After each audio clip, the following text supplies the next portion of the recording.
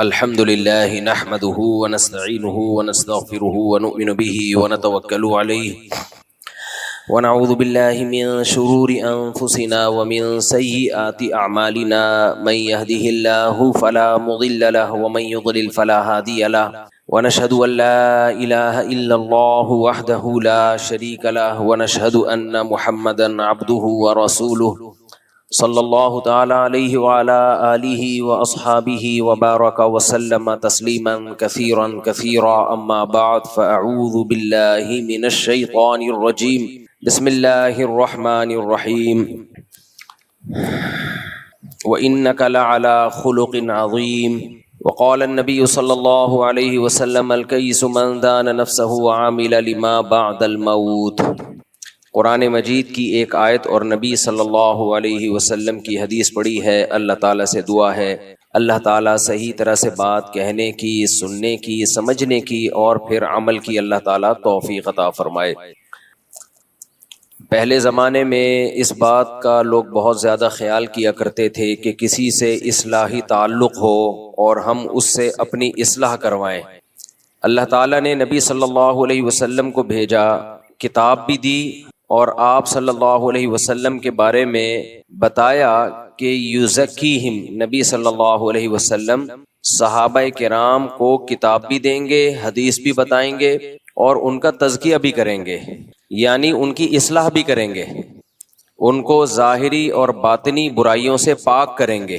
تو نبی صلی اللہ علیہ وسلم کی ذمہ داریوں میں ایک بہت بڑی ذمہ داری یہ تھی کہ اپنے ساتھ اٹھنے بیٹھنے والوں کو، اپنے اوپر ایمان لانے والوں کو صحیح انسان بنا دینا، کہ وہ اخلاقی برائیوں سے اور جسمانی برائیوں سے پاک اور صاف ہو جائیں۔ کچھ برائیاں اخلاقی ہوتی ہیں اور کچھ ہوتی ہیں جسمانی۔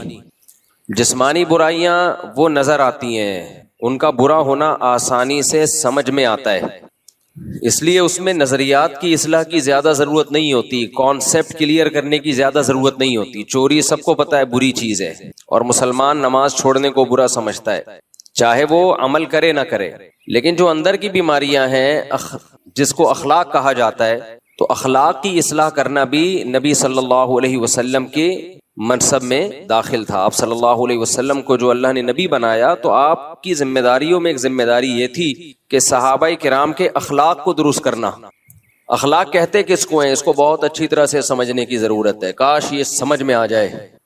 اخلاق کا مطلب ہمارے ہاں عرف میں جو سمجھا جاتا ہے وہ یہ ہے کسی سے مسکرا کے بات کرنا اور اچھے لہجے میں بات کرنا، لیکن آپ کو پتہ ہے بہت سے 2 نمبر لوگ یہی کام کر رہے ہوتے ہیں، چاپلوسی، چمچہ گیری کرنے والے، چاپلوس، ان کے اخلاق بہت اچھے ہوتے ہیں۔ لالچی لوگ حضرت جی کر کے زمین میں گڑنے والے، لیکن ان کا کوئی مفاد ہوتا ہے، شہرت کے بھوکے ہوتے ہیں یا دولت کے بھوکے ہوتے ہیں، ایسے میٹھے لہجے میں بات کریں گے۔ قرآن نے منافقوں کی علامت بتائی ہے، وَإِن يَقُولُوا تَسْمَعْ لِقَوْلِهِمْ، کہ جب یہ بات کریں گے تو اے نبی ان کے لہجے میں اتنی چاشنی، اتنی مٹھاس ہوتی ہے کہ آپ ان کی بات سنیں گے غور سے، یعنی پیغمبر صلی اللہ علیہ وسلم بھی سنیں گے ان کی بات کہ بھئی کیا شاندار بات کر رہے ہیں، ایسی بلاغت اور ایسی چاشنی اور لب و لہجے میں ایسی نرمی۔ وَإِذَا رَأَيْتَهُمْ تُعْجِبُكَ أَجْسَامُهُمْ، ان کے جو کھڑے ہونے کا اسٹائل ہے، بات چیت کا اسٹائل ہے، وہ انداز پسند آئے گا آپ کو، ایسے پرسنالٹی، سفید پگڑی، چہرے پہ نور، لگ رہا ہے کہ کوئی حج حضرت جی نے چھوڑا نہیں ہے۔ تو یہ بھی ایک اخلاق، تو خوب اچھی طرح سمجھ لیں اخلاق کا مطلب صرف یہ نہیں ہوتا کہ لوگوں سے مسکرا کے بات کی جائے، یہ بھی اخلاق کا ایک مظہر ہے، با اخلاق لوگوں کی ایک ظاہری علامت ہے، لیکن اخلاق اس کو نہیں کہتے۔ اخلاق کسے کہتے ہیں؟ عربی میں یہ جو اخلاق کا لفظ ہے یہ جمع ہے خلق کی۔ کس کی جمع ہے یہ؟ خلق۔ خلق کہتے ہیں طبیعت کو، نیچر کو، جس پہ انسان کو ڈھالا جائے۔ اب گاڑی زبان استعمال کر رہا ہوں، تھوڑی آسانی سے سمجھاؤں گا۔ دیکھو جس سانچے میں کسی چیز کو ڈالا جائے، لیکوڈ چیز کو، وہ اسی سانچے کے حساب سے ڈھل جاتی ہے۔ کیا خیال ہے؟ ادھر توجہ کدھر؟ میری طرف۔ آپ اگر پانی جو لیکوڈ ہی ہوتا ہے آپ اس کو جگ میں ڈالو اور جما دو تو وہ جگ بن کے نکل آئے گا۔ کیا خیال ہے؟ آئس کیوب میں ہم برف ڈالتے ہیں، برف کے ٹکڑے اسی سائز کے بن جاتے ہیں جس سائز کے وہ آئس کیوب کے خانے ہیں۔ تو جس سانچے میں آپ لکوڈ چیز کو ڈالو گے، جس سانچے میں ڈھالو گے، وہ وہی چیز بن کے نکلے گی۔ تو انسانوں کے بھی سانچے ہوتے ہیں، جسمانی سانچے بھی ہوتے ہیں اور روحانی سانچے بھی ہوتے ہیں۔ جسمانی سانچہ کیا ہے؟ وہ ڈی این اے ہے جو اللہ نے پانی میں بنا دیا۔ جب وہ پانی ماں کے رحم میں جاتا ہے تو اس پانی کے قطرے میں اللہ نے یہ لکھ دیا ہوتا ہے، یہ سانچہ بنا ہوا ہے کہ اس کی آنکھ کس کلر کی ہوگی، اس کی پلکیں چھوٹی ہوں گی کہ لمبی ہوں گی، اس کے ناخن کیسے ہوں گے، اس کے بال کیسے ہوں گے، اس کا چہرہ کیسے ہوگا، اس کی ناک، اس کے کان، اس کا قد بڑا ہوگا یا چھوٹا ہوگا، یہ موٹا ہوگا یا دبلا ہوگا۔ بچہ اسی حساب سے بنتا ہے جو ڈیزائن اللہ نے اس پانی میں بنا دیا۔ کسی کے ڈیزائننگ میں یہ ہوتا ہے بلیک کلر کا ہوگا، اتنا بلیک ہوگا اندھیرے میں نظر ہی نہیں آئے گا۔ کسی کی ڈیزائننگ میں یہ ڈال دیا ہوتا ہے انتہائی وائٹ، ایسا وائٹ ہوگا کہ روشنی میں نظر نہیں آئے گا۔ تو یہ ایک ظاہری سانچہ ہے جس میں اللہ انسان کو ڈھال دیتے ہیں۔ اس کو بھی خلق کہا جائے گا، تخلیق، خلق پیدا کرنے کو کہتے ہیں نا۔ اردو میں یہ لفظ سنا ہوگا بھائی، اردو میں خالق کسے کہتے ہیں؟ پیدا کرنے والا۔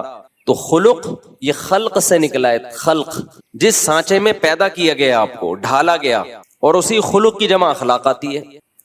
تو ایک جسمانی سانچہ ہوتا ہے، آپ کا ایک ظاہری اسٹرکچر ہوتا ہے، اور ایک آپ کا ایک باطنی اسٹرکچر ہوتا ہے۔ یہ جو باطنی اسٹرکچر ہے نا، کہ آپ کی عادات کیا ہوں گی، آپ کی طبیعت کیا ہوگی، لالچی ہوگے یا سخی ہوگے، بہادر ہوگے یا بزدل ہوگے، بے وفا ہوگے یا وفادار، مطلب پرست ہوگے یا شکر گزار ہوگے، شہرت کے بھوکے ہوگے، دولت کے بھوکے ہوگے یا استغنا کے ساتھ زندگی گزارو گے، فسادی ہوگے یا مصلح ہوگے۔ کچھ لوگ اصلاح کرتے ہیں لیکن مقصد اصلاح نہیں ہوتا، فساد ڈالنا ہوتا ہے۔ تو یہ ساری چیزیں یہ انسان کے باطنی اخلاق ہیں، ناشکرا، شکر گزار۔ تو یہ جو باطنی اخلاق ہیں، ان پہ جس طبیعت پہ انسان ڈھلتا ہے نا، ہر انسان کی ایک الگ نیچر ہوتی ہے، اس ڈھلی ہوئی طبیعت کو کیا کہا جاتا ہے؟ اخلاق۔ سمجھ رہے ہو کہ نہیں سمجھ رہے؟ اس ڈھلی ہوئی طبیعت کو کیا کہا جاتا ہے؟ اخلاق، خلق کی جمع۔ قرآن کہتا ہے انکا لعلی خلق عظیم، اے نبی آپ کو بہترین خلق پر پیدا کیا گیا ہے، آپ اس بہترین اخلاق پر ہیں۔ تو ظاہر ہے نبی صلی اللہ علیہ وسلم جب بہترین اخلاق پر تھے تو آپ کی صحبت جنہوں نے اٹھائی اور آپ سے جنہوں نے سیکھا ان کے اخلاق بھی بہترین۔ پھر جنہوں نے صحابہ سے سیکھا، تربیت لی، تزکیہ کروایا، ان کے اخلاق بھی بہترین۔ یہ سلسلہ سینہ بسینہ آج تک چلا آ رہا ہے اور قیامت تک چلے گا۔ تو یہ صحبت کے بغیر، با اخلاق لوگوں کی صحبت کے بغیر اس چیز کا حاصل کرنا مشکل نہیں بلکہ بہت مشکل ہے۔ اب وہ اخلاق ہیں کیا جس سے ہم نے اپنے آپ کو آراستہ کرنا ہے، جس کو کہتے ہیں نا با اخلاق آدمی ہے۔ ہم تو با اخلاق کا مطلب وہی لیتے ہیں، ہر وقت بتی سیدھی کھاتا رہے، مسکراتا رہے، غصہ ہی نہ آئے کبھی کسی بات پہ، اس کو تھینک یو کہتا رہے، ہر ایک سے جھک کے ملتا رہے۔ ٹھیک ہے، یہ بھی اچھی بات ہے، لیکن شریعت میں اخلاق کا یہ تصور بولو نہیں۔ بعض دفعہ غصہ کرنا اخلاق کا تقاضا ہے، سخت لہجے سے بات کرنا آپ کے با اخلاق ہونے کی علامت ہے، جھک کے نہ ملنا آپ کے با اخلاق ہونے کی علامت۔ چاپلوسی کرنے والے جھک کے مل رہے ہوتے ہیں۔ تو اسلام میں اخلاق کا تصور یہ ہے کہ آپ کے دل میں لالچ نہ ہو، آپ شہرت کے بھوکے بولو نہ ہو، آپ میں دولت کی ہوس بولو نہ ہو، آپ میں تکبر نہ ہو کہ ہم چما دیگر نیس، میں ہی ہوں دنیا میں ایک پیدا ہوا جس کو سب پتا ہے، باقی سارے کیا ہیں؟ بے وقوف۔ اپنی رائے کو ہمیشہ سپیریئر سمجھنا کہ میں غلطی نہیں کرتا، میری رائے ہمیشہ کیا ہوتی ہے؟ درست، باقی سب غلط۔ ناشکری، جنہوں نے کھلایا پلایا، احسانات کیے، ان کی چھوٹی چھوٹی باتوں کو رائی کا پہاڑ بنا دینا، کسی شخصیت کے بڑے ہونے یا چھوٹے ہونے کا لحاظ کیے بغیر ہر ایک سے ایک جیسا معاملہ رکھنا، یہ بھی بد اخلاق آدمی کی علامت ہوتی ہے۔ کون خاندان کا بڑا ہے، کون آپ کا محسن ہے، نہیں بھائی سب کو ایک لاٹھی سے ہانکا جائے۔ عورت کا اپنے شوہر کو ویلیو نہ دینا، احترام نہ کرنا، وہ سمجھنا کہ میں اور یہ برابر ہے، یہ بھی بد اخلاق عورت کرتی ہے ایسا۔ بھائی اگر دونوں ایک جیسے ہوتے تو یہ آپ کو چھوڑ دے، آپ کی کیا حیثیت رہے گی سوسائٹی میں؟ آج ہماری خواتین یہ بات بہت کہتی ہیں کہ جتنی ضرورت مرد کو ہماری ہے ہمیں اتنی ہی ضرورت ہے۔ نہ، آپ کو مرد کی ضرورت زیادہ ہے، اللہ نہ کرے وہ آپ کو چھوڑ دے، منہ کالا کرنے کے لیے اس کے پاس عورتیں بہت ہیں۔ یہ تو شریعت کا پابند ہے کہ اس نے شریعت نے حلال پر کی باؤنڈری کھینچ دی ہے، ورنہ انگریز تو شادی وادی تھوڑی کرتا ہے، وہ اس کو پتا ہے عذاب جان ہے بھائی بیوی بنانا، نائٹ کلبوں میں روزانہ منہ کالا کرے گا. لیکن اسلام نے مرد کو پابند کیا کہ وفا کرو، اس کے علاوہ کسی اور عورت کی طرف مت جاؤ، اور ساری زندگی اس کا نان نفقہ اٹھاؤ. کتنی بھاری بھرکم قیمت دیتا ہے ہماری سوسائٹی کا مرد عورت کے لیے، مگر میڈیا اس کو بد اخلاق بنا رہا ہے اور مرد کے مقابلے میں لا کے کھڑا کر رہا ہے. کھلے دلوا کے نا، کھلا لے لو اور تم انڈیپینڈنٹ زندگی گزارو، تمہیں کسی کی ضرورت نہیں ہے. اسلام نے کیا کہا؟ بھئی یہ تمہارا محسن ہے، اس کی کڑوی کسیلی برداشت کر لو. لو كنت آمر احدا ان يسجد لاحد لامرت النساء ان يسجدن لازواجهن. سجدے کا حکم ہوتا تو عورت کو حکم دیتا شوہر کے سامنے سجدہ کرے. یہ باتیں پہلے مائیں بچیوں کو سکھاتی تھیں. بھائی اونچ نیچ ہر گھر میں ہوتی ہے، برداشت کر لو. نا نا نا، آج کل اینٹ کا جواب پتھر سے. لیکن آپ ان خواتین کو دفتروں میں دیکھیں، nice to meet you, attitude ایسا خاندانی، باس کے ساتھ ایسے ان کا جو بیہیویئر ہے باس کے ساتھ بڑا زبردست. تو بھائی ہم برابر کے ہیں، برابر کے ہونے میں بھائی مرد کا فائدہ ہے. مرد کہے گا برابر کے ہیں، نکلو پتلی گلی سے یہاں سے. انگریز کی بیوی اور انگریز برابر ہوتے ہیں، اس لیے انگریز کہتا ہے کہ شادی کرو. 50 سال میں بڈھے ہو کے تو کر رہا ہوتا ہے بیچارہ شادی. ہمارے ہاں ٹین ایجر لڑکے پھنس چکے ہیں میری بیانات سن کے. 18 20 سال کے لونڈے شادی کر کے میرے بیانات سن کے شادی کی اور پھنس گئے. کیوں پھنس گئے؟ ادھر ادھر منہ نہیں مار سکتے. وہ رات کو جلدی گھر پر آئیں گے، سارا نان نفقہ اس کا اٹھائیں گے. وہ یہ تو عیاشی کی عمر تھی ان کی، لیکن انہوں نے اپنے آپ کو باؤنڈ کر لیا ایک عورت کی وفا کے لیے.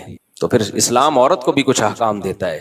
یہ تمہارے سر کا تاج ہے تو اس کو عزت دو، اس کو رسپیکٹ دو. یہ تمہارا بوائے فرینڈ نہیں ہے، یہ گھر کا سربراہ ہے. تو اخلاق کے ہمارے ہاں معیار ہی چینج ہو چکے ہیں. ہم گوروں سے اخلاق سیکھ رہے ہیں. کس سے اخلاق سیکھ رہے ہیں آج کل؟ گوروں سے. تو حسد نہ ہو آپ میں، جیلسی نہ ہو، استغنا ہو، دوسروں کے ٹکڑوں پہ نظر نہ ہو. استغنا اور تکبر یہ دو دیکھنے میں ایک جیسی چیزیں ہیں، لیکن ان میں زمین اور آسمان کا فرق. تکبر کسے کہتے ہیں؟ دوسرے کو نیچا سمجھنا.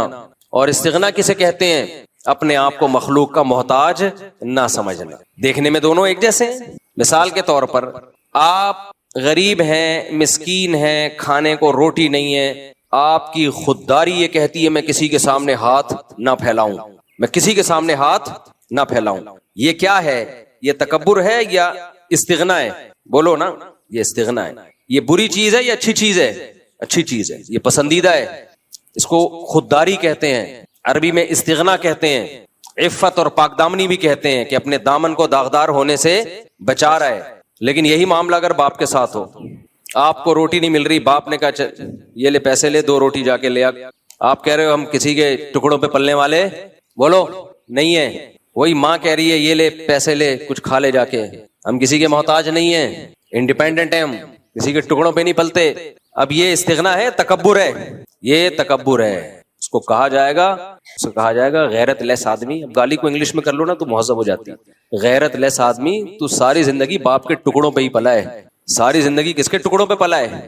باپ اور ماں کے ٹکڑوں پہ پلا ہے. تو آج سینہ چوڑا کر کے کہہ رہے ہیں ہم کسی کے محتاج نہیں ہے. تو محتاج ہے باپ کا بھی اور ماں کا بھی. تو یہ استغنا کسی اور کے سامنے جا کے دکھایا کر، کسی اور کے سامنے جا کے دکھایا کر. آج ہماری جو ینگ جنریشن ہے اس کو استغنا اور تکبر، ان دونوں میں فرق ہی ختم ہوتا چلا جا رہا ہے. بڑوں کے سامنے جھکا جاتا ہے بھائی، اپنے جیسوں کے سامنے انسان اپنی ٹانگ اونچی رکھتا ہے، لیکن خودداری ہے. آج کل خواتین بھی اس طرح کے تانے دیتی ہیں شوہر کو. 10 سال اس کی آمدن سے کھا پی کے اس کو نچوڑ دیا، اب پھر اس طرح کے تانے کہ ہم تمہارے ٹکڑوں پہ پلنے والے نہیں ہیں. مرد جب بڈھا ہو جائے نا، ہماری سوسائٹی میں اس کے ساتھ بہت برا ہوتا ہے. ان خواتین کے ہاں جن کی دینی تربیت نہیں ہے، جس عورت کی دینی تربیت ہے، اچھے خاندان کی ہے، وہ بڑھاپے میں اپنے شوہر سے زیادہ محبت کرتی ہے. وہ بچوں کی سائڈ کبھی بھی نہیں لیتی. وہ بااخلاق ہوتی ہے. وہ کہتی ہے بھائی میری زندگی میں پہلے یہ آیا ہے، تم بعد میں. تمہیں بھی میں نے جو پالا ہے نا، اس نے شیلٹر دیا تھا تو اچھے طریقے سے پال لیا. یہ شیلٹر نہ دیتا تو دھکے کھاتی میں تمہیں لے کے. لہذا اب اگر کبھی جھگڑا ہوگا تو میں اپنے شوہر کی سائڈ لوں گی، بیٹوں کی سائڈ نہیں لوں گی. ایسی خواتین بھی ہے، عزت دار خاندان سے ان کا تعلق ہے، غیرت مند ہے. لیکن ایسی بھی ہیں کہ نچوڑ لیا اس کو.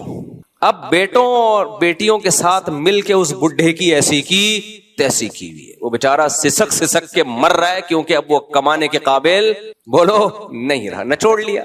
اب یہی کہ تمہارے باپ نے مجھے دیا کیا ہے, ساری زندگی ستایا ہے اس نے, تو ساری زندگی ستایا ہے, تو جب ستانا شروع کیا تھا اس وقت علیحدگی لے لیتی, مجبور تھی میں, ایکچولی مجبور تھی, بچے لے کے کہاں جاتی, اس کا مطلب آپ کو اس کی ضرورت تھی نا, آپ کو پتا تھا بچے لے کے کدھر دھکے کھاؤں گی میں, تو اس نے شیلٹر دے دیا نا, تو بڑی بنیادی ضرورت آپ کی پوری کر دی نا, تو جو بہت بڑا فیور آپ نے اس سے لینا تھا وہ فیور لے لیا, اتنا بڑا فیور آپ نے اس سے لے لیا کہ زندگی آپ نے ایک شیلٹر میں ایک بچوں کو پال لیا, بچوں کے باپ کی موجودگی میں, تو اب تو اس کے بھائی اگر کچھ ظلم زیادتی ہوئی تھی, اس کا مطلب اس کے ظلم کا لیول کم تھا, اس کے احسانات کا پلڑا بھاری تھا, تو جب اس وقت برداشت کر لیا اس لیے کہ ضرورت تھی, اب اس کو ضرورت ہے برداشت کر لو, نہ جب ہمیں ضرورت تھی تو برداشت کریں گے, بڈھے کو ضرورت ہے تو برداشت نہیں کریں گے. جتنا کھل کے بولتا ہوں تو خواتین جو مجھے گالیاں دیتی ہیں نا وہ خواتین ہی جانتی ہیں, جیسے کمنٹس میں گالیاں آتی ہیں نا, لیکن میں بڈھوں کو دیکھ رہا ہوں بھائی, ہم اسی سوسائٹی میں بڑے ہوئے ہیں. ہاں غیرت مند خواتین غیرت مند ہوتی ہیں, ایسی بھی ہیں. ہمارے حضرت فرمایا کرتے تھے میاں بیوی میں اصل محبت شروع ہی بڑھاپے میں ہوتی ہے. بعض دفعہ یوٹیوب پہ انسٹاگرام پہ کلپ آ رہے ہوتے ہیں, بڈھا بڈھی ایک دوسرے کو کھلا رہے ہیں, ایسا اچھا لگتا ہے, بڑا اچھا لگتا ہے دیکھ کے. وہ ایک انسٹاگرام یا ٹک ٹاک پہ ایک ویڈیو آئی, ایک بوڑھا بیچارہ بیٹھا ہوا ہے, وہ جو بڑھیا ہے اس کی بیوی, وہ اس کو دلیا کھلا رہی ہے, میاں کے دانت ہی ختم ہو گئے نا, تو اس کو دلیا بڑا اچھا لگ رہا تھا. تو اس کے نیچے کمنٹس میں یہ لکھا ہوا تھا کہ بیٹے جاب کے لیے باہر چلے گئے, بیٹے بہوؤں کو لے کے الگ ہو گئے, بیٹیاں شادی کر کے اپنے گھروں میں چلی گئیں, جہاں سے چلے تھے ہم وہیں آ کے کھڑے ہو گئے. جب شادی ہوئی تھی اکیلے تھے, بیٹے بہوؤں کو لے کے مارکیٹ سے شارٹ اور بیٹیاں رخصت ہو کے گھر میں, اب بڈھا بڈھی دوبارہ اکیلے. تو جہاں سے اس رشتے کا آغاز ہوا تھا اینڈنگ بھی وہیں. لیکن یہ ان کے ہوتا ہے جن کے 2 بچے ہوتے ہیں, یہ مالداروں کے ہوتا ہے. یہ نحوست اللہ نے کس کے لیے رکھی ہے؟ پیسے والوں کے لیے. جن کے دل چھوٹے ہوتے ہیں, بنگلے 1000 گز کے ہوتے ہیں, ایک آدھ بچہ امریکہ چلا گیا, ایک جاپان چلا گیا, ایک بیٹی تھی وہ چلی گئی, بڈھا بڈھی ایک دوسرے کو کب تک دلیا کھلاؤ گے بھائی, کب تک کھلاؤ گے؟ بڑھاپا انہی کا مزے کا گزرتا ہے جن کے ہول سیل کے حساب سے اولادیں ہوتی ہیں. اور قرآن کے الفاظ دیکھو یار, الفاظ دیکھو قرآن کے. مشرکین مکہ میں ولید ابن عتبہ تھا, عتبہ ابن ولید تھا, نام میں بھول رہا ہوں اس کا, بڑا کافروں کا ایک سردار تھا, بہت ہی متکبر قسم کا. اللہ نے اس کو بیٹے بھی دیے, بہت مال بھی بہت دیا, تو وہ بڑا فخر کرتا تھا اور نبی صلی اللہ علیہ وسلم کی مخالفت کرتا تھا, کیونکہ اتنے بیٹے تھے, بڑا اسٹرانگ تھا نا. پہلے باپ بیٹوں سے کیا ہو جایا کرتے تھے؟ اسٹرانگ. باپ کو بتا ہوتا تو میرے بیٹے ہیں, کوئی مجھ پہ ہاتھ نہیں ڈال سکتا, اور میری ذمہ داری کس کی ہے؟ بیٹوں کی ہے. اب بھی ہوتا ہے, لیکن مارکیٹ سے یہ چیزیں آہستہ آہستہ کیا ہو رہی ہیں؟ شارٹ ہو رہی ہیں. تو بیٹا ہی مارکیٹ سے شارٹ ہو رہے ہیں. 1-2 بچوں کو بیٹا تھوڑی کہتے ہیں. ایک بیٹا ہو گیا, پھر ایک دو بچی ہو گئی بیٹی, تو اس کو اولاد کہا جاتا ہے. مذاق ہے, اس کو کیا کہتے ہیں؟ اولاد. دیکھو ایک بات بتاؤں, کوئی آدمی لنگڑوں میں پیدا ہوا ہو نا, لنگڑوں میں, تو وہ سمجھتا ہے سارے لنگڑے ہی ہوتے ہیں. وہ کیا سمجھے گا؟ ارے ایک آدمی ایسے ہاسپٹل میں ایک بچہ پیدا ہوا جہاں سارے لنگڑے تھے, وہ بچہ بھی کیا تھا؟ لنگڑا. تو اسی میں بڑا ہو گیا, تو اس کا خیال ہوگا کہ 2 ٹانگیں کسی کی بھی ہوتی نہیں ہے, نہ کوئی دوڑ سکتا ہے نہ کوئی چل سکتا ہے. وہ سمجھے گا یہ نیچرل ہے. فیملی پلاننگ والوں نے نا نسلیں روک کے آپ کے دماغ میں یہ ڈال دیا ہے کہ 2-3 بچے ہونا نیچرل ہے, زیادہ ہونا یہ نیچرل نہیں ہے, ایب نارملٹی ہے. تو کبھی جا کے دیکھا کرو جن کے گھر بچے زیادہ, ان کی خوشیاں دیکھا کرو جا کے, تمہیں پتا چلے گا اصل میں یہ نیچرل ہے. ہم فطرت سے ہٹ گئے ہیں. خیر یہ تو ایک الگ ٹاپک ہے جس میں بولتا رہتا ہوں, بہت ڈھیٹ آدمی ہوں میں, مرتے دم تک بولتا رہوں گا اس پہ. تو اب وہ جو سردار تھا اس کے بیٹے تھے, مال تھا, تو اللہ نے اس کو یہ بتایا کہ تم جو نعمتوں پہ اتنا فخر کرتے ہو, یہ نعمتیں تمہیں اللہ کے عذاب سے نہیں بچا سکتی. تو اس میں اللہ کے الفاظ ہی ہیں, یا ایھا المدثر قم فانذر وربک فکبر وثیابک فطہر والرجز فہجر ولا تمنن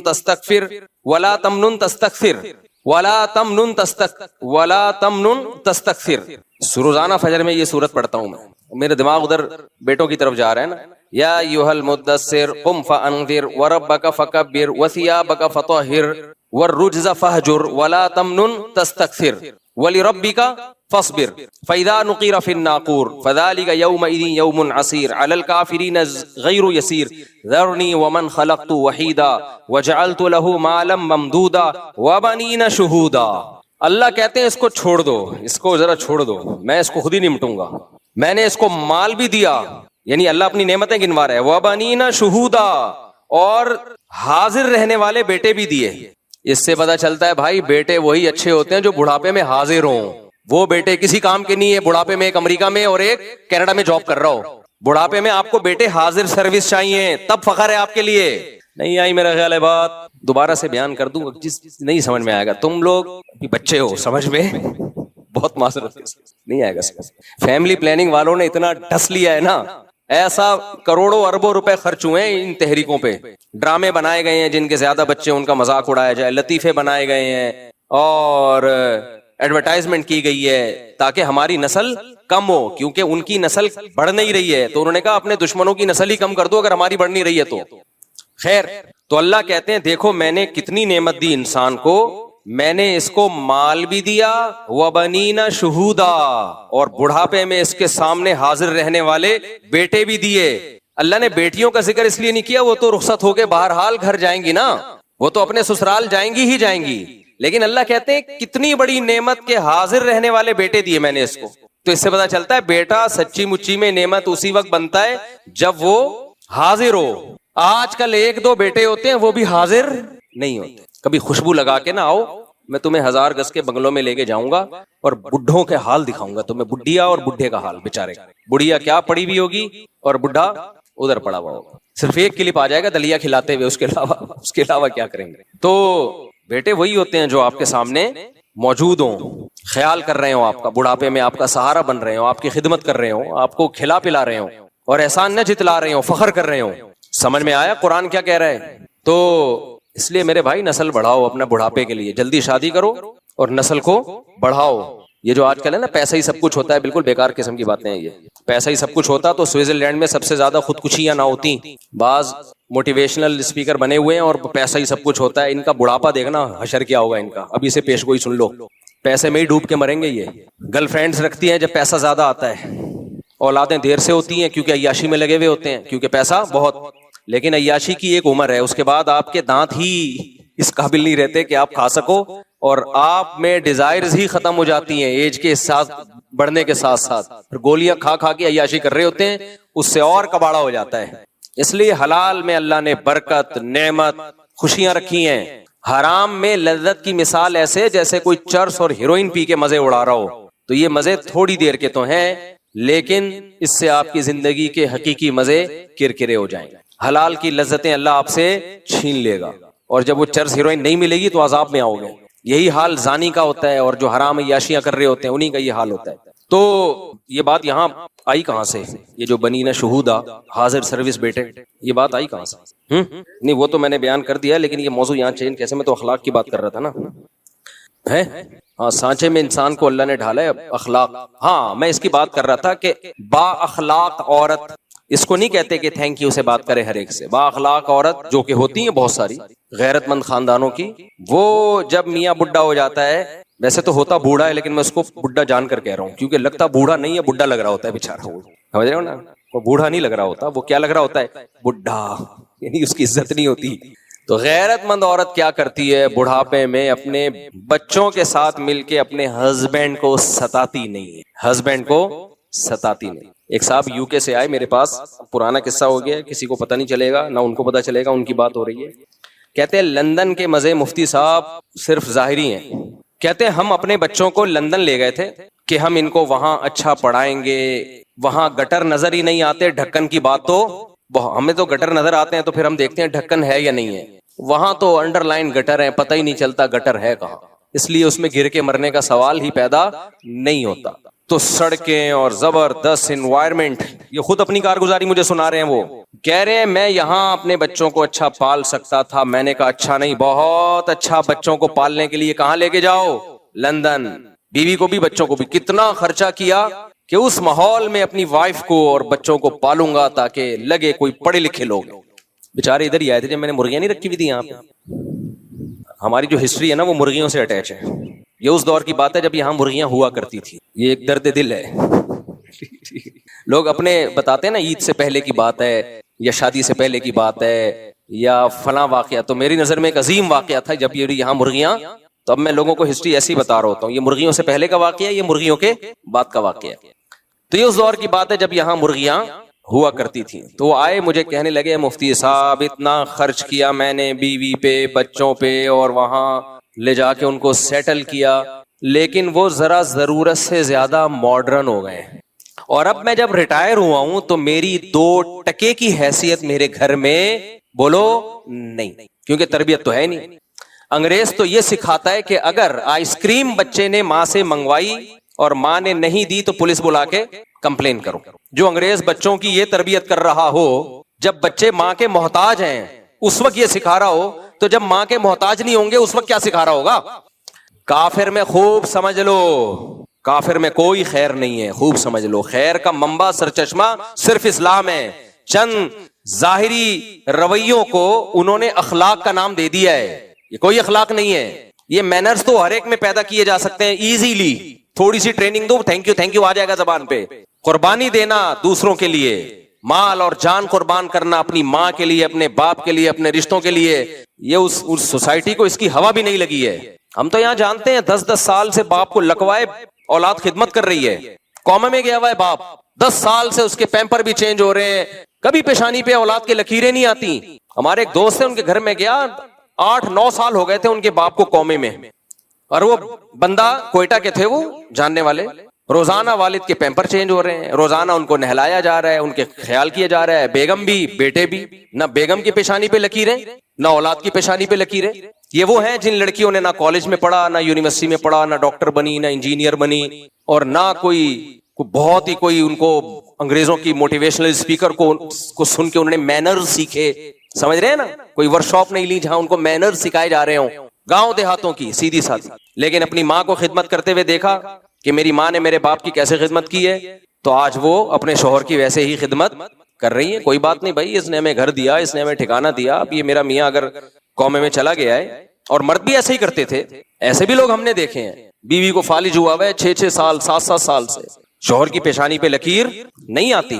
انگریزوں میں یہ سب چیزیں کیا ہیں, ختم. بیوی کو فالج ہوگا, جمع کرا دے گا وہ, چل بھائی جا بھائی لے کے جا یار, میرے کسی کام کے لیے. ویسے آپ سے ملے گا, nice to meet you, how are you, fine, thank you. ہم لوگ ملتے ہیں گالیوں سے شروع کرتے ہیں, گالیوں پہ ختم کرتے ہیں. تو اس کو وہ اخلاق کہتے ہیں. ایسا ظرف پیدا کرو میرے بھائی. تو 8 سال سے میں نے دیکھا وہ اپنے باپ کی خدمت کر رہا ہے. وہ کوئٹہ کا پٹھان دوست ہمارا, اب بھی ہے وہ, اب تو اس کے والد کا انتقال ہو گیا, اللہ مغفرت کرے. تو میں نے کہا یار اتنی ٹف آپ کی روٹین ہے, لیکن چہرے پہ مسکراہٹ. کہہ رہے سعادت سمجھ کے کرتا ہوں, جنت کا ذریعہ سمجھ کے کرتا ہوں. تو وہ جو صاحب تھے نا یو کے, وہ مجھے کہنے لگے کہ مفتی صاحب بہت خرچ کیا اپنے بیوی بچوں پہ, زندگی لٹا دی, اپنے لیے کچھ نہیں بچایا. کہتے ہیں اب میرا ٹائم ایسے پاس ہوتا ہے گھر میں تو کوئی لفٹ بولو نہیں کر, تھوڑا سا اونچی آواز میں بات کر لو تو آگے سے اسی اسپیڈ کے ساتھ رپلائی. ہمارے ایک دوست ہیں, وہ سمجھ نہ جائیں کہ ان کی بات ہو رہی ہے, ان کے ابا کہیں UK چلے گئے, تو ابا تو دیسی اسٹائل کے تھے, انہوں نے وہیں جا کے بھی ڈانٹ ٹپٹ شروع کر دی, یہ بچہ کیا کر رہا ہے, یہ کیا کر رہا ہے, یہ میرا پوتا کیا کر رہا ہے, میرا نواسا کیا کر رہا ہے. انہوں نے تو بھگایا ابا کو. یہاں آ کے ان سے بولا یار تم نے ابا کو پالا ہوا کیسے ہے, یہ تو ڈانٹ ٹپٹ کرتے ہیں. میں نے کہا دیکھ لو میرے بھائی, تم دیسی ہو, تم نے خوشی خوشی ابا کو رکھا ہوا ہے, اور یہ ڈانٹ ٹپٹ صبح شام برداشت کرتے ہو, بلکہ باپ کے مرنے پہ رو گے. اور یہی تمہارے جو رشتہ دار وہاں جا کے رہے ہیں وہ باپ کو چند دن برداشت نہیں کر پائے. یہ فرق ہے لندن میں اور پاکستان میں.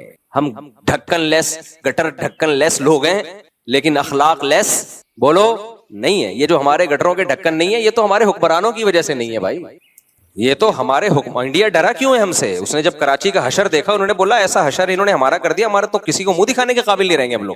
کیا خیال ہے بھائی؟ انہوں نے دیکھا کہ یار انہوں نے اپنے ملک کا جو حشر کیا ہوا ہے, ہمارے ملک پہ قبضہ کر کے اگر انہوں نے یہی کر دیا. ویسے ان کا بھی کوئی اتنا اچھا حال نہیں ہے, یہ تو ہم ویسے ایک لطیفے کے طور پہ بتاتے ہیں. وہاں بھی کوئی ایسا نہیں ہے کہ ڈیولپمنٹ کے کام ہو رہے ہیں اور اس کو انہوں نے سوئٹزرلینڈ بنا دیا ہو. خون ہمارا ایک ہی ہے. تو وہ مجھے کہنے لگے کہ مفتی صاحب بہت برے حالات میں ہوں, نہ بیگم لفٹ کراتی ہے اور نہ بچے. تو میں نے کہا پھر ٹائم کیسے پاس ہوتا ہے؟ کہتے ہیں شام کو ایک تھڑا ہے, میرے جیسے سارے بڈھے وہاں جمع ہوتے ہیں ستائے ہوئے, میرے جیسے سارے بڈھے وہاں بولو جمع ہوتے ہیں, جو کہہ رہے سب کا تقریباً یہی حال ہے, اللہ یہ کہ کسی کو اللہ نے دین پہ چلنے کی توفیق عطا فرمائی. تو سارے بڈھے جتنے بھی ہیں جو ریٹائر ہو گئے, جاب سے ریٹائر ہونا تو سمجھ میں آتا ہے, گھر سے بھی ریٹائر ہو گئے. کہہ رہے ہیں جب تک کھلا پلا رہے تھے تو تھوڑی بہت عزت تھی, اب اس سے گئے. یہی حال باپ کا بھی ہوتا ہے, اور جب ماں زیادہ بوڑھی ہو جائے گی نا, اس بیچاری کا بھی یہی حال ہونے والا ہے, پھر اس کا بھی یہی ہونے والا ہے. تو پھر وہ اس کو کہہ رہے ہیں کہ ہم سارے بڈھے ایک جمع ہوتے ہیں، پھر اپنا دکھ اور درد شیئر کرتے ہیں ایک دوسرے کے ساتھ. بتا آج تیری کتنی بےزتی ہوئی گھر میں، وہ کہتا ہے میری اتنی بےزتی ہوئی، بتا تیری کتنی بےزتی ہوئی. تو با اخلاق احسان فراموش بولو نہیں، جس کی آپ کو ضرورت ہے اس کے لیے تو سبھی جھک جاتے ہیں اس کے سامنے. دیکھو میں بار بار ماں باپ پر کیوں بولتا ہوں، کیونکہ ہم دنیا میں دیکھ رہے ہیں کہ حقوق کی آواز اٹھائی جا رہی ہے، خواتین کے حقوق کی، بچوں کے حقوق کی، جانوروں کے حقوق کی. قرآن نے سب سے زیادہ اگر حقوق کی آواز اٹھائی ہے تو ماں باپ کے حقوق کی. اب یار یا تو قرآن صحیح ہے یا انگریز صحیح ہے.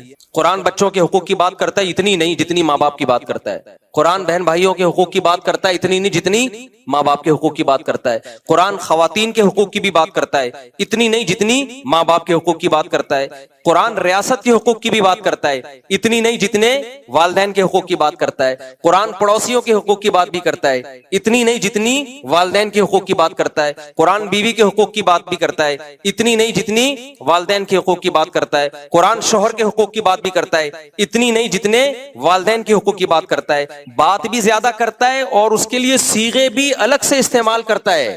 وہ والے صیغے ورڈنگ یوز نہیں کرتا جو بہن بھائیوں کے لیے یوز کرتا ہے. جب قرآن دیگر رشتہ داروں کی بات کرتا ہے تو حکم دیتا ہے اللہ تمہیں یہ کرو یہ کرو یہ کرو. جب ماں اور باپ کی بات کرتا ہے تو وَوَصَّيْنَا وصیت کر رہے ہیں ہم تمہیں، قضا ربو کا فیصلہ کر دیا تیرے رب نے ایسا کرنا ہے تم نے. جو سینٹنس ہے ان میں بھی بہت جان ڈال دیتا ہے قرآن. اور پھر قرآن جس ترتیب سے بیان کرتا ہے، قرآن ماں باپ جب حقوق کی بات کرتا ہے نا دوسروں کے، اپنے حق کے بعد نہیں بات کرتا. ماں باپ کے حقوق کی بات کرتا ہے تو اپنے بعد سب سے پہلے ماں باپ کی بات کرتا ہے. گورا نہیں کرے گا یہ بات، گورا فادر ڈے منائے گا لوگوں کو بیوقوف بنانے کے لیے، اور ہمیں بھی بیوقوف بنا دیا اس نے. ہمارے یہاں بھی یہ جو سیکولر لبرل لوگ ہیں نا فادر ڈے اور مدر ڈے منا رہے ہیں، ان بیچاروں پہ مجھے بہت، ان کو اللہ نے دنیا میں ہی جہنم دے دی ہے یار.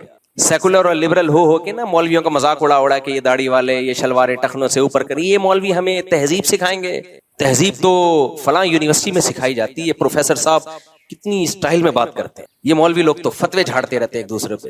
آنے دو بڑھاپا ابھی عیاشی ختم ہوگی تمہاری. پھر جا کے دیکھا کرو مولویوں کے گھروں میں کیا ہو رہا ہے اور تمہارے گھروں میں کیا ہو رہا ہے. وہ ہے نا بھی لندن میں کیس آیا، آئس کریم ماں نے منگوائی، بی بی سی کی رپورٹ ہے نا، بی بی سی کی ہے نا.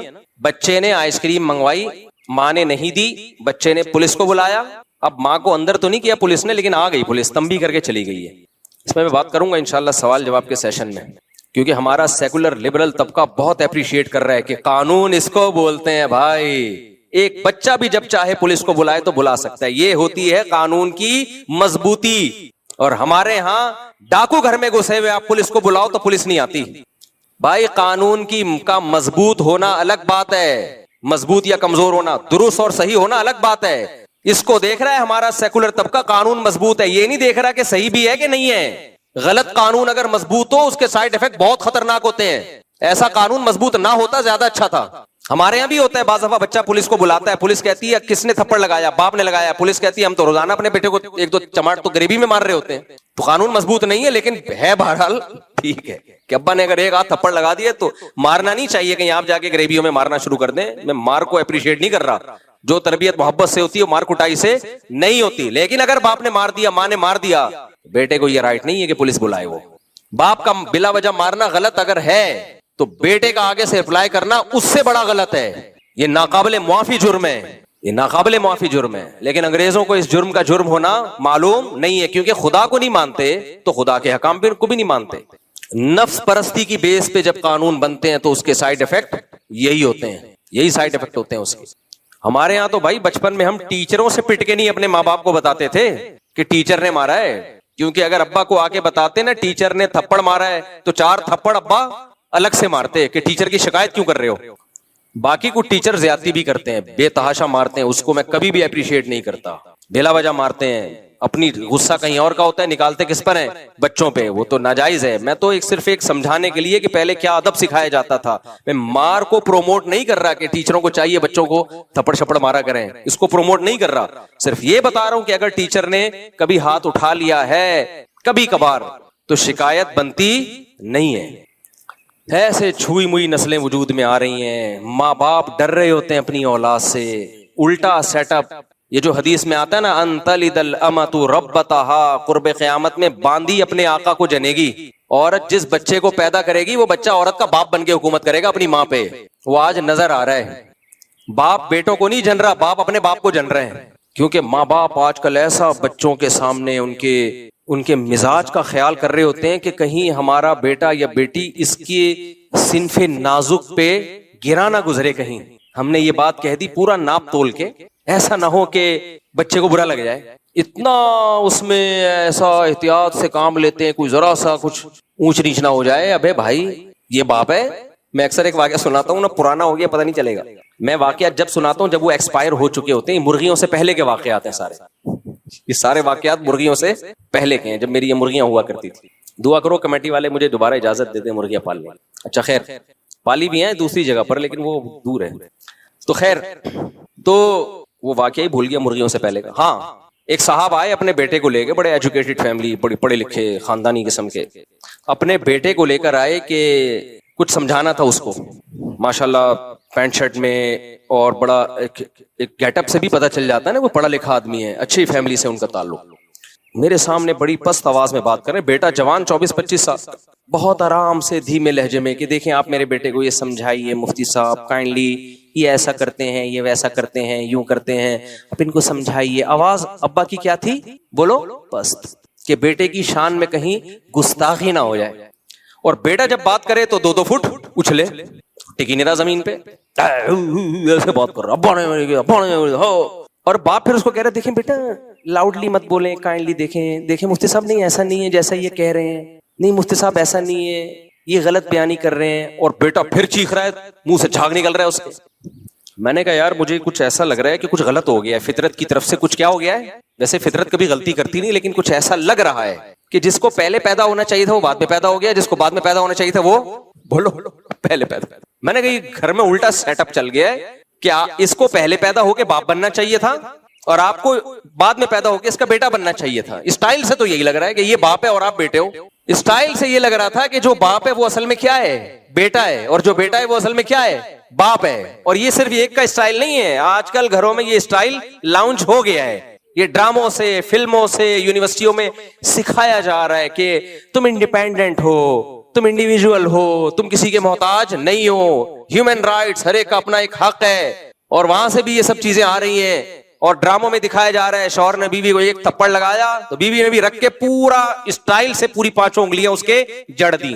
لوگ کلیپنگ کر رہے ہیں نیچے کمنٹس میں، ماشاءاللہ ایسا ہی ہونا چاہیے ایسے شوہروں کے ساتھ. تو مجھے خیال ہو رہا تھا کہ اللہ کرے ان کی بیویاں ان کو گریوی میں ایک چماٹ سب کو رکھ کے دیں. شوہر کا چماٹ مارنا، تھپڑ مارنا غلط ہے بھائی، لیکن اس کا یہ مطلب تھوڑی ہے کہ اگر اس نے مار دیا تو بیوی بھی آگے سے ایک چماٹ لگا دے.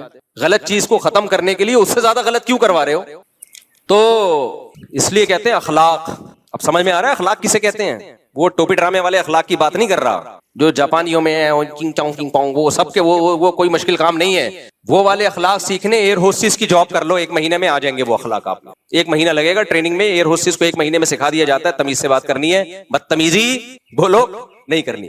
لیکن اس سے وہ ماں باپ کو پالنا نہیں سیکھتی، وہ شوہر کے ساتھ حسن سلوک نہیں سیکھتی. تو یہ والے جو ایئر ہوسٹس والے اخلاق ہیں کہ مسکرا کے بات کرنا، یہ 1 مہینے کی ٹریننگ سے آ جاتے ہیں. لیکن ہمارے یہاں چونکہ وہ بھی نہیں ہے اس لیے آتے وہ بھی نہیں ہے. لیکن خیر ایک مثال دے رہا ہوں میں.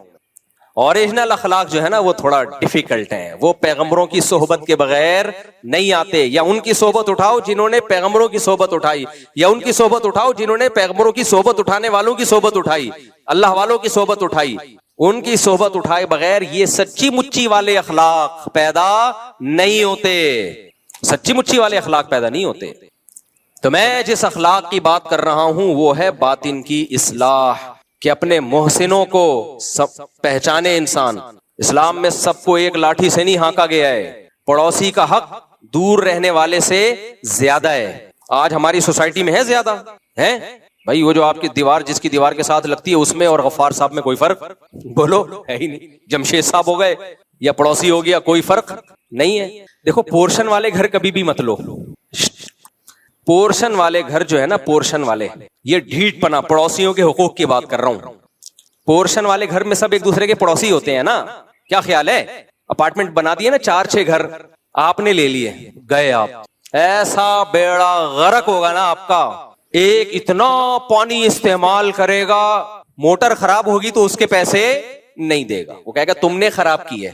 مجھے گھر مل رہا تھا کہ پورشن، میں نے کہا نہیں لوں گا بھائی، جھگی میں رہ لے انسان اپنی ہو وہ زیادہ بہتر ہے، چند لوگوں کے ساتھ مل کے رہنا، کہ خیال ہی نہیں ہے ایک دوسرے کا۔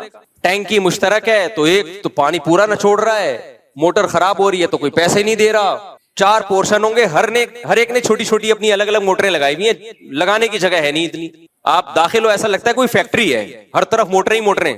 پڑوسیوں کے حقوق کہاں گئے میرے بھائی؟ ایک صاحب جاننے والے، انہوں نے مجھے اپنے اوپر پورشن میں بلایا، ان کا پھڈا چل رہا ہے، تو پھڈا ختم کرنے کے لیے انہوں نے الگ اپنی ٹینکی لگا لی۔ اب دماغ دیکھیں، مائنڈ دیکھیں پڑوسیوں کا، الگ ٹینکی لگائی تاکہ مشترکہ ٹینکی سے پانی آئے نہیں اور جھگڑا ہمیشہ کے لیے ختم۔ اب جب الگ ٹینکی لگائی ہے، لگانی تو اوپر ہی تھی نا، تو اوپر پورشن والے نے چھپڑ میں الگ سے ایک وال اپنے گھر کے لیے بھی نکال لیا اس سے۔ ماشاءاللہ مائنڈ دیکھیں۔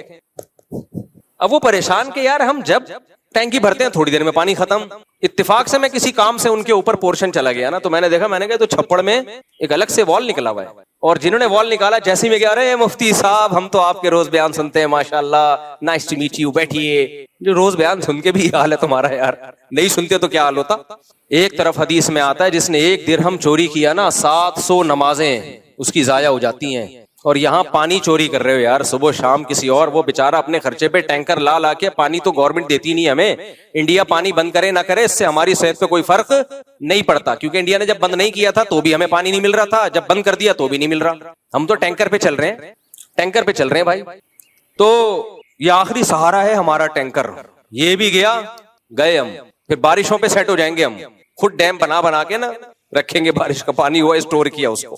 سائنسدانوں کو چاہیے پہلی فرصت میں ہائیڈروجن ڈائی آکسائڈ بنانے کی کوئی مشین ایجاد کر لیں، یہ کہ ہوا میں ہائیڈروجن اور آکسیجن تو ہوتی ہے، ہم خود بنا لیا کریں گے، 2 ہائیڈروجن کے 1 آکسیجن کو لے کے مکس کر کے، ہمیں حکومت کے پہ ڈیپینڈ کرنے سے نکالو۔ سولر پلیٹیں تو آ گئی نا، اللہ کا شکر ہے، بجلی میں لوگ اب انڈیپینڈنٹ ہونا شروع ہو گئے ہیں، ایسا ہی کوئی سائنسدانوں کو چاہیے پہلی فرصت میں کوئی مشین بنائے جس سے پانی بنا سکیں ہم لوگ۔ تو میرے بھائی یہ بھی اخلاق ہیں، اسلام نے پڑوسی کا حق دوسروں سے زیادہ بتایا ہے، زیادہ بتایا، لیکن خاندانی لوگ بھی الحمدللہ ہیں۔ ہمارے ایک دوست تھے، کنواں کھودا انہوں نے اپنے لیے، کہہ رہے میں نے پہلے سے نیت کر لی کہ جب کنواں بھر جائے گا، ہم ٹینکی، میٹھا پانی تھا ان کے یہاں، جب میری ٹینکی بھر جائے گی کنویں کے پانی سے، تو جتنا بچا ہوا پانی ہے سارا اڑوس پڑوس میں جو پڑوسی ہے، جو قریب کا، اس کا حق زیادہ ہے نا، تو سب سے پہلے اس کو، پھر اس کے بعد والے کو، پھر اس کے بعد والے کو۔ اچھا اس علاقے میں پانی بہت کم تھا، اللہ کی قدرت، نیت اچھی تھی نا، تو پانی بے تحاشا دے دیا اللہ نے، پہلے سے نیت اچھی تھی۔ کہہ رہے میں اپنی ٹینکی بھر لیتا ہوں، اس کے بعد پورا محلہ اس کنویں سے فائدہ اٹھاتا ہے، سب آگے بھر کے جا رہے ہیں۔ میں نے کہا تمہاری نیت اچھی تھی تو اللہ نے برکت دی ہے۔ صحیح حدیث ہے، نبی صلی اللہ علیہ وسلم نے فرمایا کہ ایک شخص نے بادلوں میں آواز سنی کہ جا فلاں کی زمین پہ جا کے برس، اے بادل جا فلاں کی زمین پہ جا کے برس۔ کہہ رہے میں حیران ہوا، کون غیبی آواز لگا رہا ہے بھائی، بادل کو فلاں کی زمین پہ برسایا جا رہا ہے؟ تو اس نے اس زمین والے سے پوچھا کہ بھائی تو کون سا ایسا عمل کر رہا ہے کہ بادل کو اسپیشل آرڈر دیا جا رہا ہے کہ تیری زمین پہ جا کے برس؟ کہہ رہے جو پیداوار ہوتی ہے 1/3 اس میں سے اللہ کی راہ میں صدقہ کرتا ہوں۔ نبی صلی اللہ علیہ وسلم نے فرمایا، دیکھو نبی کی باتوں پر ایمان ہونا ایمان سے بڑی کوئی نعمت نہیں ہے، تو ان باتوں کو سننے میں مزہ بہت آتا ہے، یہ بے ایمان لوگوں کے لیے نہیں ہے۔ مزہ کس بات کا آتا ہے کہ ہمارا رب اور ہمارا مذہب کتنا اچھا ہے، ہمیں خرچ کرنے کی ترغیبیں دینے کے لیے کتنی پاورفل موٹیویشن ہے، کتنی پاورفل حوصلہ افزائی ہے۔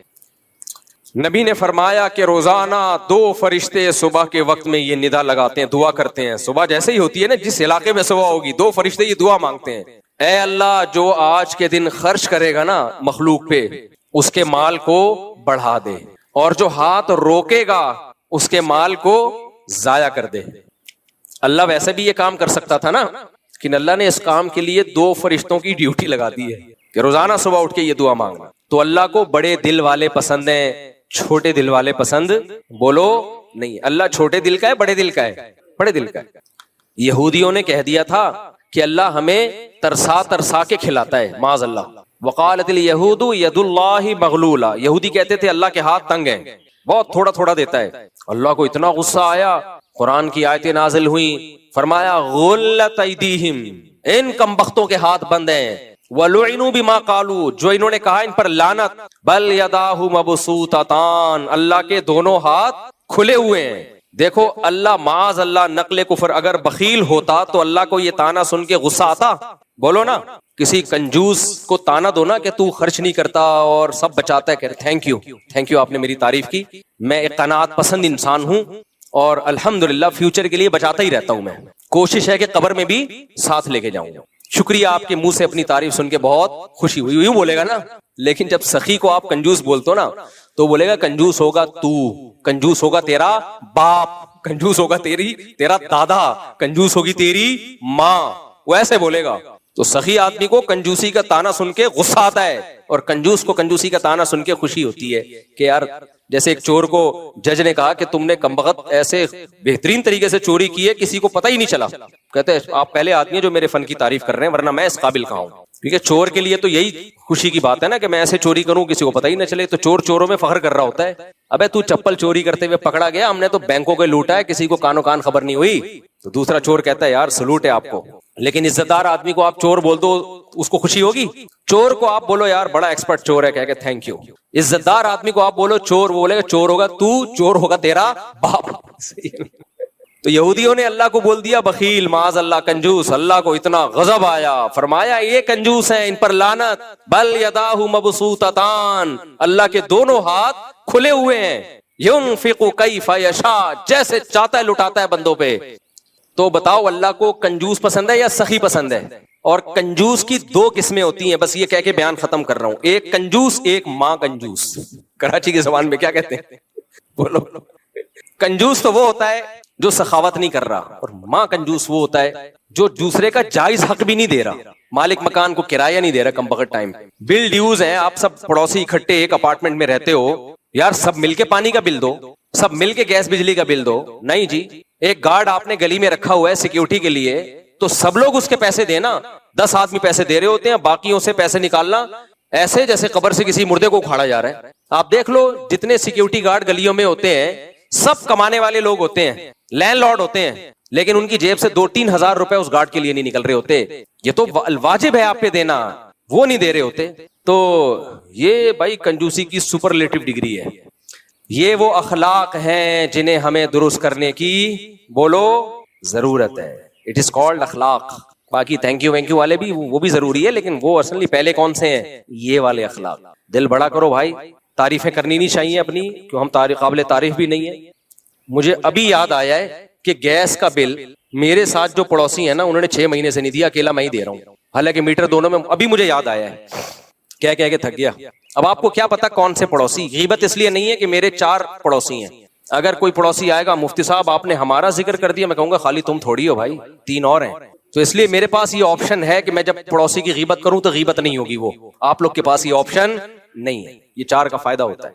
اکیلا بل دے رہا ہوں، حالانکہ میٹر دونوں میں مشترک ہے، لیکن وہ گھننے بنے ہوئے ہیں، دیے جا رہے ہیں مفتی صاحب دینے دو، میں پھر مصروف ہوں، بھول جاتا ہوں، میں پھر 4 دن بعد خیال ہوتا ہے، جا کے دروازہ نوک کرو، بھائی بل دو یار، میں اکیلا کیوں دوں؟ اچھا مفتی صاحب کل دیں گے، اب ہم مصروف لوگ ہیں، پھر 6 مہینے بعد ہو سکتا ہے اگلی دفعہ جب مرغی آئیں تو اس کے بعد یاد آئے مجھے۔ تو یہ مارکیٹ میں کیا چل رہا ہے بولو؟ یہ چل رہا ہے مارکیٹ، اور ہمارے ساتھ تو کم ہو رہا ہے، میرے جو پڑوسی ہیں نا دوسرے اسی اپارٹمنٹ میں، ان بیچارے بوڑھوں کے ساتھ بہت برا ہو رہا ہے، وہ تو روزانہ شکایتیں لے کے آ رہے ہوتے ہیں، پانی کا بل مفتی صاحب میں اکیلا دے رہا ہوں، وہ نہیں دے رہے، گیس کا بل میں اکیلا دے رہا ہوں، فلاں نہیں دے رہا، گیس کاٹ کے چلے جائیں گے، میں نے کہا کٹنے تو گیس، کہہ رہے ہیں میرا تو بیڑا غرق ہو جائے گا نا، اس کا ہو یا نہ ہو۔ تو یہ ہے اخلاق، یہ کیا ہے؟ او بھائی جب ایک ساتھ رہتے ہو تو بڑھ چڑھ کے تعاون کرو، کیونکہ پڑوسی میں اور جمشید میں کیا ہے، جو دور کے رہنے والے ہیں، کوئی جمشید و غفار و ستار ہو، اس کے بجائے پہلا حق کس کا ہے؟ نبی نے تو یہاں تک فرمایا اگر کوئی کھانا بناؤ، پہلے غربت تھی، اس دور کے حالات تھے، یہ تو شوربہ زیادہ کر دو، اس میں سے پڑوسیوں کو بھی دے دو۔ اب اتنی غربت نہیں ہے، پڑوسی اتنے مالدار ہوتے ہیں کہ شوربہ زیادہ کرو گے وہ کھائے گا ہی نہیں، ہوگا کیا پتلا سالن بنا کے بھیج دیا، لیکن یہ بتایا گیا ہے بھائی اس کا خیال کرو، یہاں خیال نہیں کیا جا رہا، جو واجب حق ہے وہ بھی نہیں ادا کیا جا رہا۔ تو نبی نے فرمایا کہ بعثت لأتمم مکارم الاخلاق، اللہ نے مجھے بھیجا اس لیے تاکہ انسانوں میں اعلیٰ درجے کے اخلاق پیدا کر دوں، کنجوسی، بخل، حسد، بغض یہ نکال دوں، اللہ ہم سے یہ چیزیں نکال دے، اور انسان کا بچہ بننے کی اللہ ہم سب کو توفیق عطا فرمائے۔ وما علینا